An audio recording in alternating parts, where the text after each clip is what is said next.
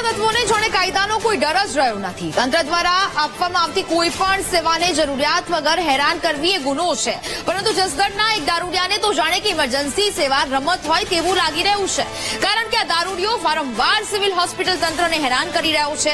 નશાની હાલતમાં 108 ઇમરજન્સી સેવાને વારંવાર ફોન કરે છે અને છાતીમાં કે પેટમાં દુખાવાની ફરિયાદ કરે છે।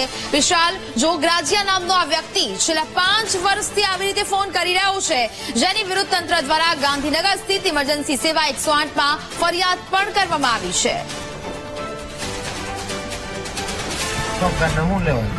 क्या काम रे શું થયું હે ફેફસામાં દુખે છે પેટમાં દુખે છે દારૂ પીધેલો હે તો રોજ 108 બોલાવે છે રોજ તારે પેટમાં દુખે હે કાલે ક્યાં કામથી બોલાવી હતી 108 હા એક દી હરદાર થી બોલાવસ ને એક દી તું આટકોટ થી બોલાવસ ને એક દી બળદુર થી બોલાવસ ને।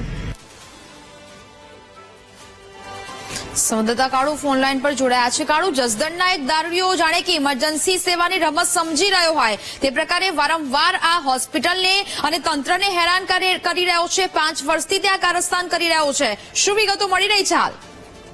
જી ને આ ચોક્કસથી વાત કરીએ તો જે બળદોઈ ગામનો આ જે વિશાલ જોગરાજીયા નામનો જે વ્યક્તિ છે તે દારૂનું સેવન કરે છે અને દારૂ પી અને અવારનવાર 108 નો જે ગેરઉપયોગ કરે છે। 108 માં ઇમરજન્સીમાં ગમે ત્યારે ફોન કરીને એમ કહે છે કે મને છાતીમાં દુખે છે, મને એટેક આવી ગયો છે, મને ઉલટી થાય છે, આવા બહાના બનાવી અને પોતે જસદણ સિવિલ હોસ્પિટલમાં આવી અને સીધો બાકડા પર સુઈ જાય છે, જાણે કેમ નિંદર કરવા માટે સુવા માટે અહીંયા આવતા હોય।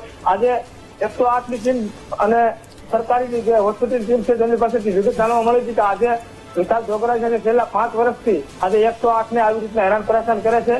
108 ના જે પીએમપીસી વિભાગના જે સરકારી જે કર્મચારી છે તેના દ્વારા ગાંધીનગર 108 વિભાગમાં ફરિયાદ કરવામાં આવી છે।